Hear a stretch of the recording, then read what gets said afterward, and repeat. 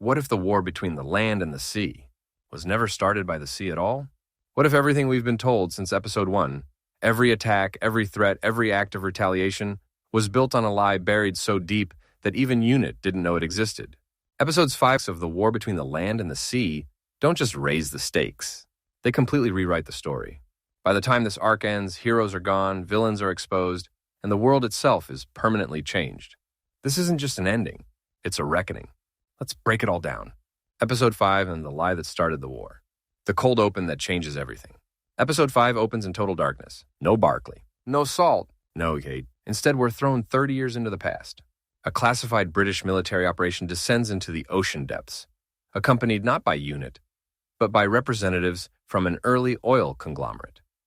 The mission is officially labeled as deep sea research. But it's not research, it's extraction. What they find beneath the sea isn't empty space. It's a Homo Aqua settlement, hidden, ancient, and thriving. When drilling begins, something goes catastrophically wrong. The seafloor collapses, structures implode, thousands die, and the survivors are left screaming into the dark water. Among those survivors is a younger version of Salt. This single sequence reframes the entire series. The war didn't begin because Homo Aqua rose up. The war began because humans dug too deep and then covered it up. Salt's true purpose finally revealed.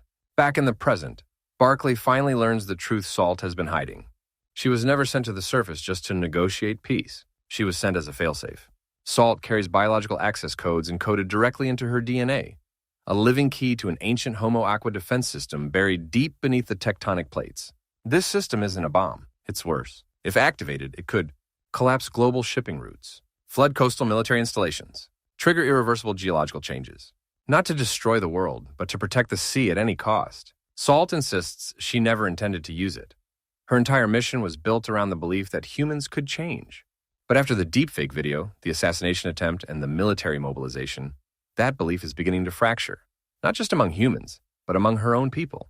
Kate learns the truth about the sniper.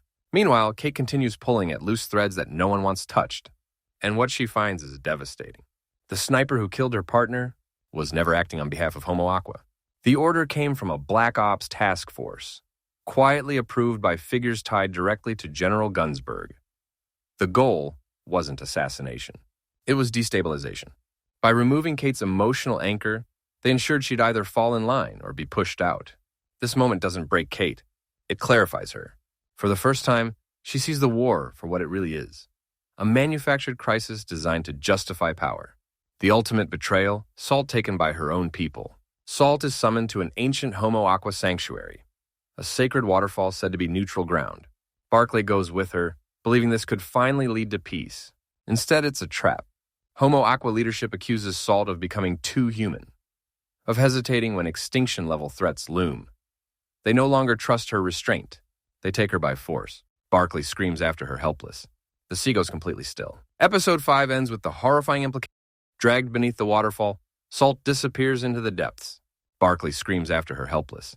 The sea goes completely still. Episode 5 ends with the horrifying implication that Salt has been executed. The world drowns quietly.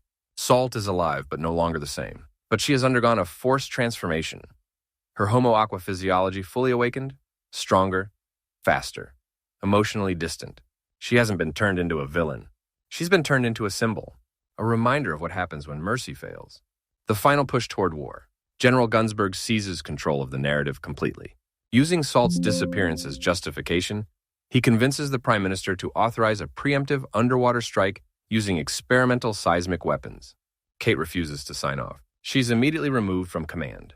Unit fractures in real time. Some agents stay loyal to Kate. Others follow orders. Humanity begins fighting itself before it ever fights the sea. Barclay's fate is revealed.